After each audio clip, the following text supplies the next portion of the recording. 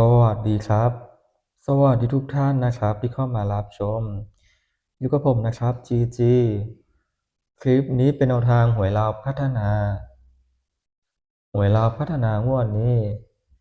27เดือน7ปี69นะครับผมมาลองหวยลาวพัฒนาอยู่ที่ซองนี้กันบ้างว่าจะเข้าไหมว่าจะมาไหมสำหรับลาวพัฒนางวดที่แล้ว3ตัวบน561 2ตัวล่าง25งวดที่แล้วนี้ผมให้6นะฟัน6เจาะเข้า61ตรงๆเลยนะแต่ว่าไม่ได้ลงอยู่ที่ช่องนี้นะลงอยู่ที่ช่อง GG นะ GG พารวยแล้วก็เข้าดีด้วยนะมาลองอยู่ที่ช่องนี้กันบ้างว่าจะมาไหมช่องนี้จะเข้าไหมหวยลาวพัฒนานะครับเด่นงวดนี้ก็จะเป็น6กับ5นะครับนะสังเกตไหมว่าหวยลาวนี่ไหล6มาเกือบทุกงวดเลยนะ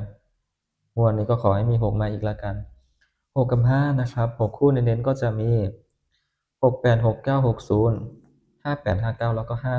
50ทุนน้อยให้จับแค่นี้จับ6คู่เน้นๆนี่จับ6คู่เน้นๆนี่ก็พอแล้วนะถ้าทุนไม่เยอะนะ68 69 60 58 59แล้วก็50นะแค่นี้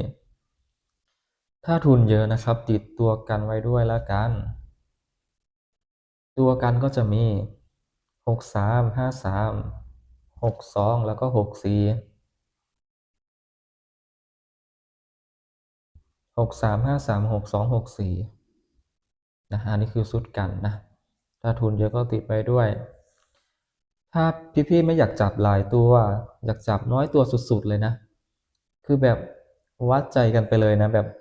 น้อยตัวสุดๆเลยก็จะมีงวดนี้ก็จะเอา6นะครับฟัน6นะฟัน6นะครับ68 69แล้วก็60นะครับนะนี่แหละถ้าทุนไม่เยอะนะก็จับแค่นี้แหละ68 69แล้วก็60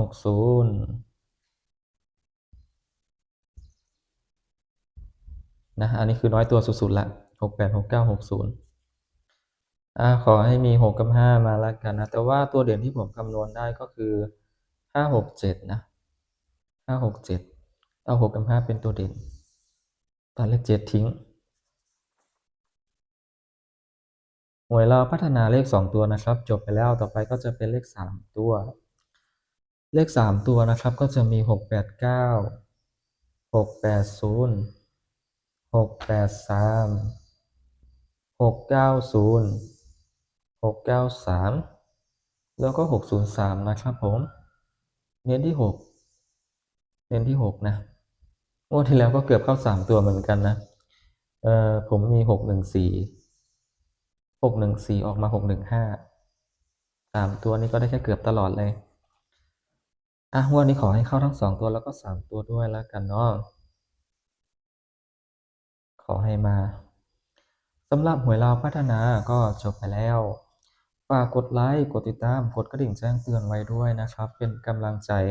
ให้น้องชายคนนี้ด้วยนะครับนะสำหรับคลิปนี้ขอตัวลาไปก่อนนะครับขอให้โชคดีนะครับบ๊ายบายครับผม